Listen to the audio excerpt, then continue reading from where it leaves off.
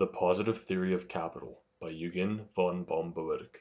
Book 5. Present and Future. Chapter 1.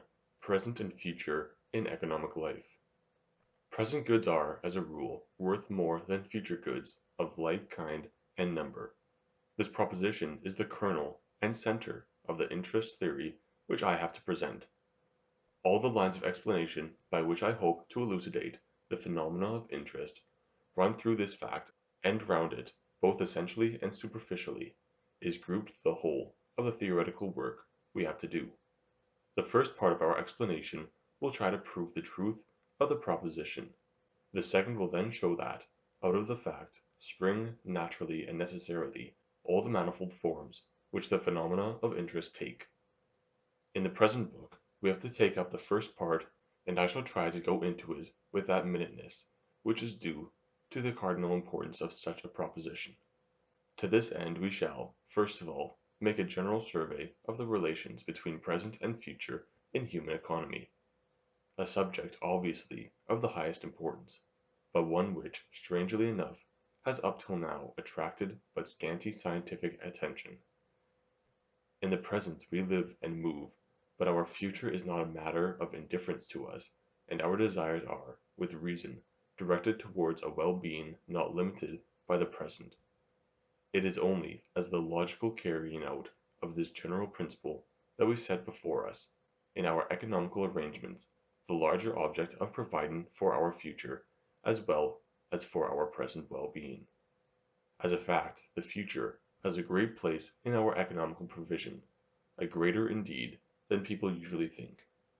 It is, of course, a commonplace, but all the same, it is a truth seldom seen in all its bearings, that our economical conduct has exceedingly little reference to the present, but is almost entirely taken up with the future.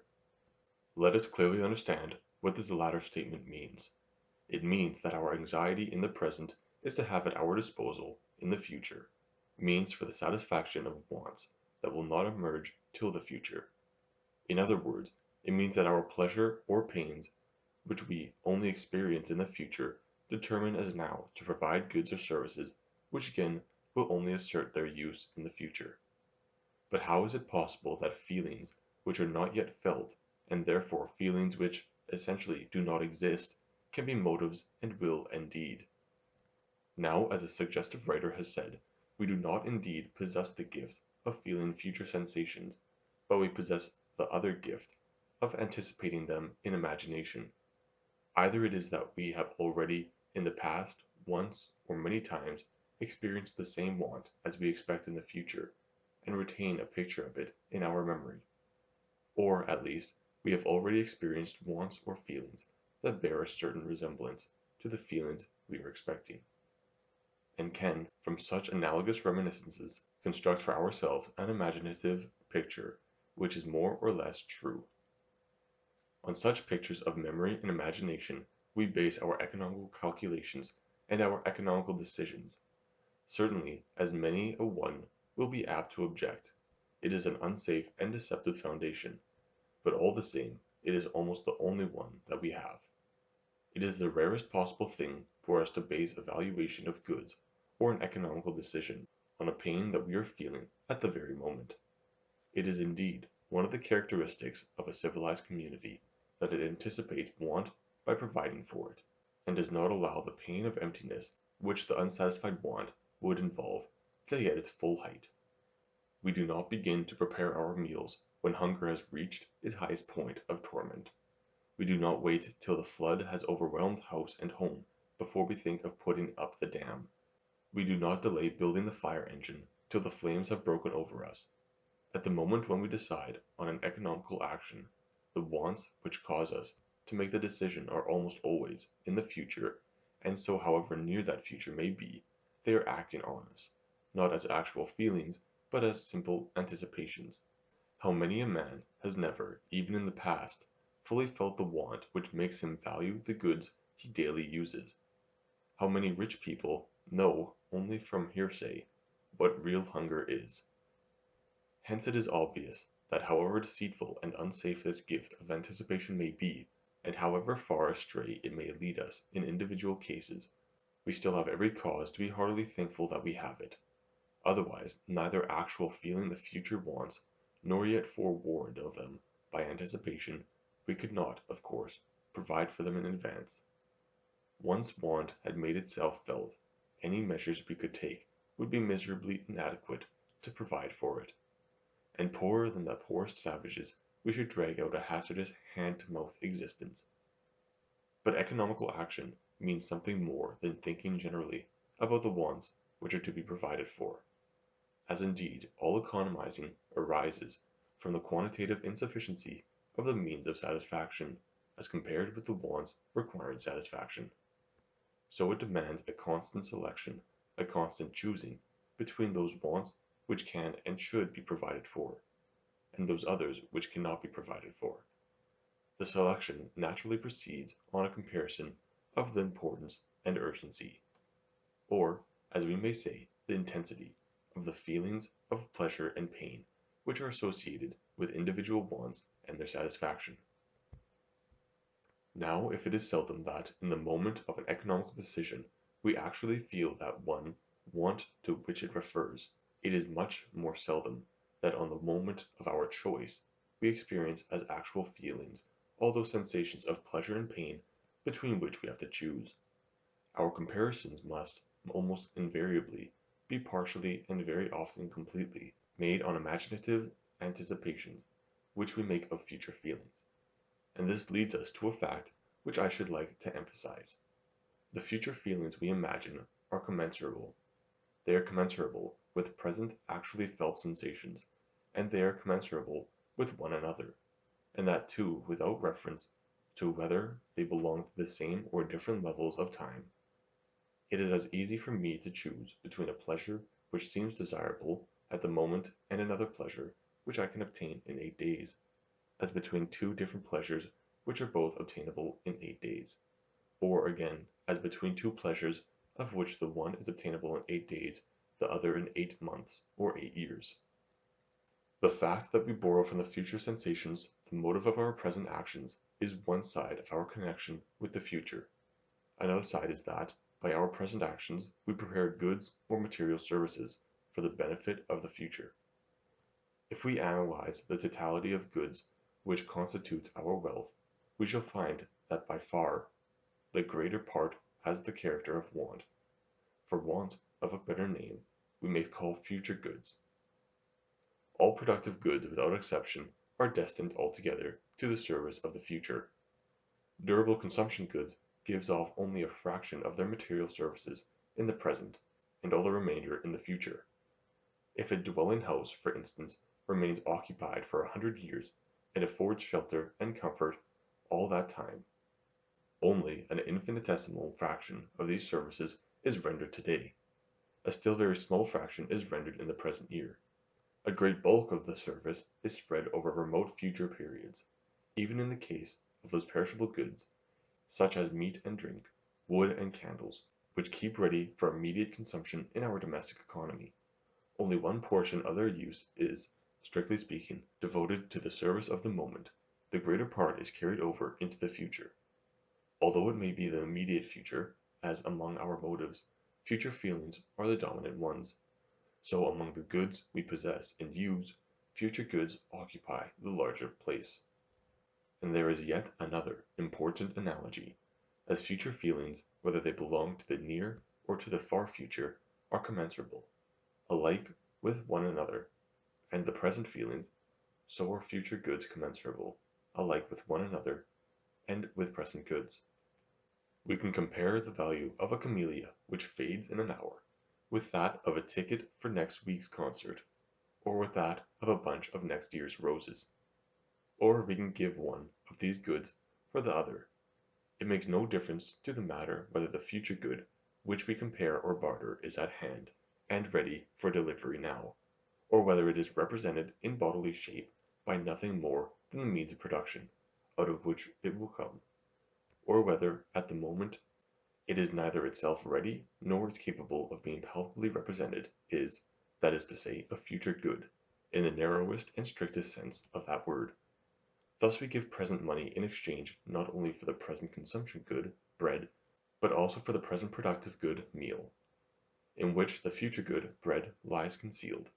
But just as easily can we buy from a farmer for money down his next year's harvest. In reserved seats we buy the future services of actors and singers. In buying consoles we give our present money for a series of future payments. Future goods and services are to us, I have cause to emphasize this, entirely familiar objects of economic dealing, just as future feelings are entirely familiar economic motives. Both have their ultimate ground in their continuity of our personal life. What we shall experience in a week or a year hence affects us not less than what we experience today, and has, therefore, equal claims to be considered in our economic arrangements. Both arrangements have for their end our well-being. Whether this theoretically similar claim of future and present is always fully recognized in practical life is another question which will require much consideration. Provision for the future makes no inconsiderable demands on our intellectual strength, makes some demands even on our moral strength, and these demands are not equally met by men at all stages of civilization. The present always gets its rights, it enforces itself upon us through our senses.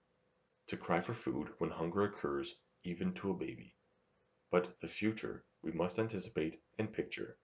Indeed, to have any effect in the future we must form a double series of anticipations. We must be able to form a mental picture of what will be the state of our wants, needs, feelings at any particular point of time.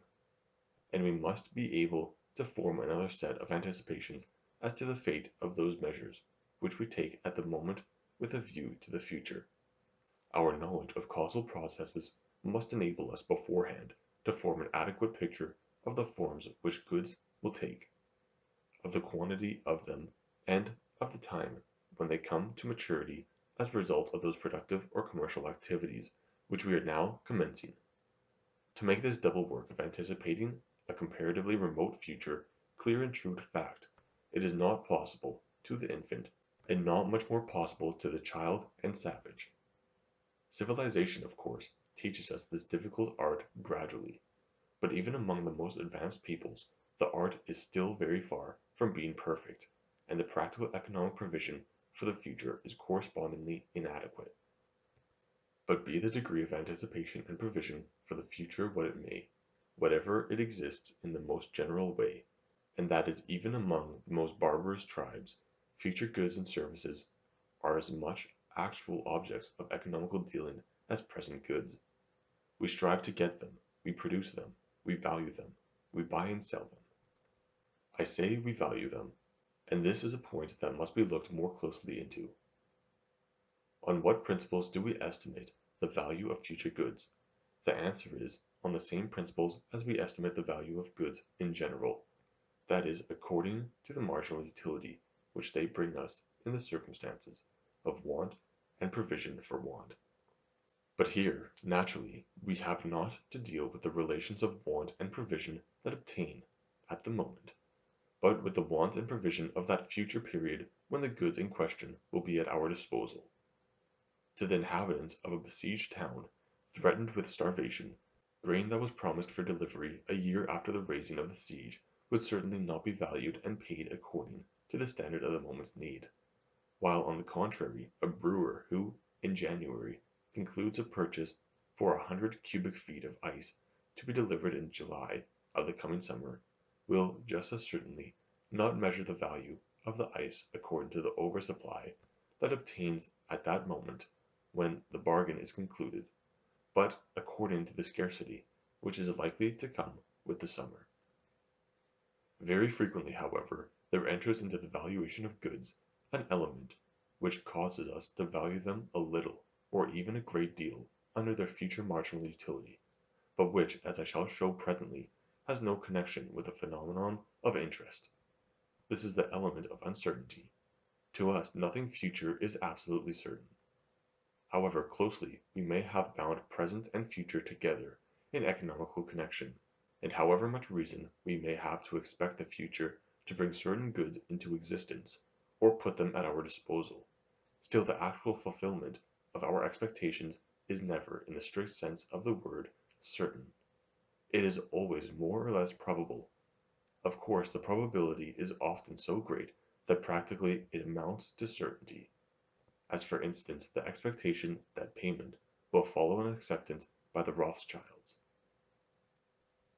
In such cases, we do neglect the infinitely small amount that is wanting of full certainty, and deduct nothing from the valuation we put upon the acceptance on the ground of uncertainty. But frequently the probability falls considerably short of full certainty. The farmer, for instance, may have done everything in his power to obtain a harvest by plowing, manuring, sowing, and so on, but the harvest may be destroyed wholly or in part by hail, frost, flooding, or insect ravages. Sometimes indeed the probability sinks to the level of a very faint possibility, as for example when a man holds one of 100 tickets in a lottery where there is only a single prize. Cases like these cause a certain amount of hesitation to economic men. Are they to value uncertain future sums of goods exactly if they were certain? Impossible.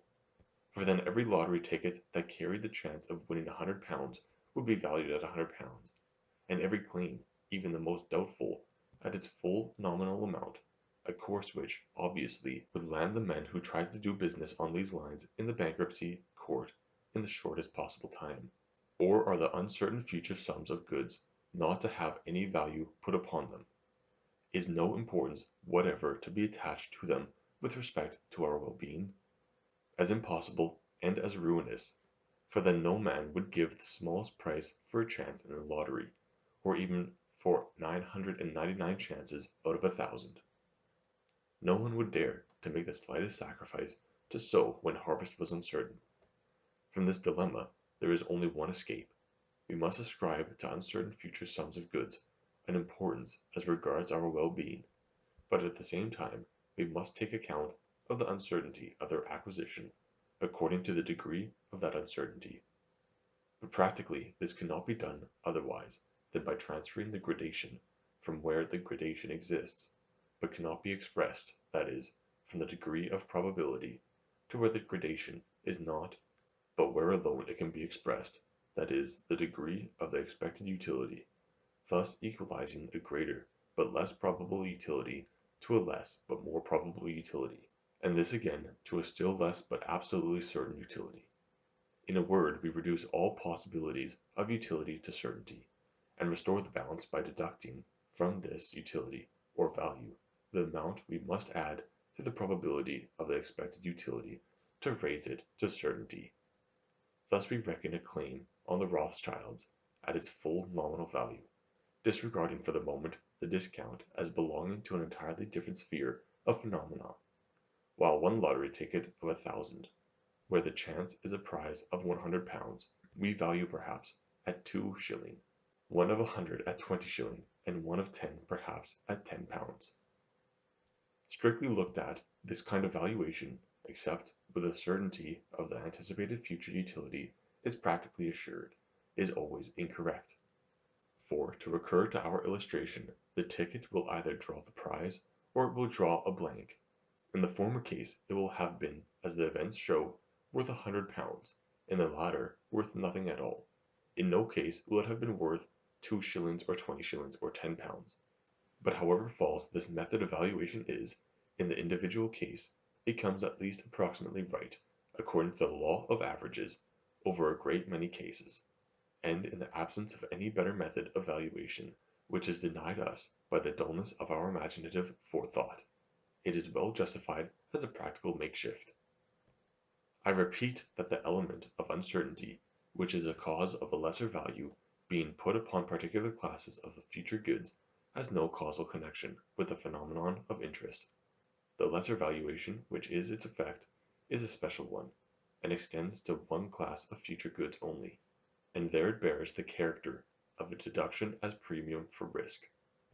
With the exception of this peculiarity, the valuation of present and future goods is made on identical principles, but to conclude from this that the amount of value of present and future goods must be identical would be too hasty. On the contrary, since present goods are available at a different time from future ones, and therefore come under different actual circumstances, and are intended for the services of a different set of wants. It is to be argued, from all we know about value, that the value of such goods must as a rule be different. And so it is in fact we arrive thus at a proposition which is a fundamental one in our inquiry. As a rule present goods have a higher subjective value than future goods of the like and number, and since the resultant of subjective valuations determines objective exchange value, present goods as a rule have a higher exchange value and price than future goods of the kind and number. This phenomenon is the result of the cooperation of a number of causes which, individually, are of very different natures, but which, as it happens, work in the same direction. These causes we shall consider in order.